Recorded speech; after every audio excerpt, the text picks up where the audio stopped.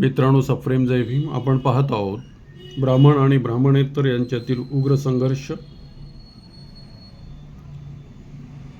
ब्राह्मणांनी आपले वर्चस्व अबाधित ठेवण्यासाठी हा अमानवीय मार्ग निवडावा लागणे याहीपेक्षा दुर्भाग्य कोणते.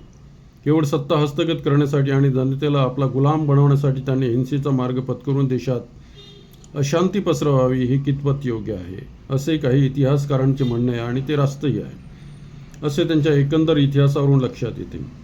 गीतेच्या एका श्लोकात स्त्रियांनाही पाप योनीतील जीव म्हटले आहे. माही फार्थ वेथाश्रित्य येशू पाप योनम स्त्री वैश्यस्त या शूद्र स्तेतपी यास्नी परागती. याचा सरळ अर्थ आहे, पार्थ, स्त्री, वैश्य आणि शूद्र हे पाप योनीतील जीव आहेत. मला ते शरण आल्यास परमगतीला प्राप्त होतात. याचा अर्थ असा की स्त्री, वैश्य आणि शूद्र हे पाप कर्माने जन्म घेतात, तर ब्राह्मण आणि क्षत्रिय आपल्या पूर्वजन्मातील केलेल्या चांगल्या कर्मामुळे जन्म घेतात.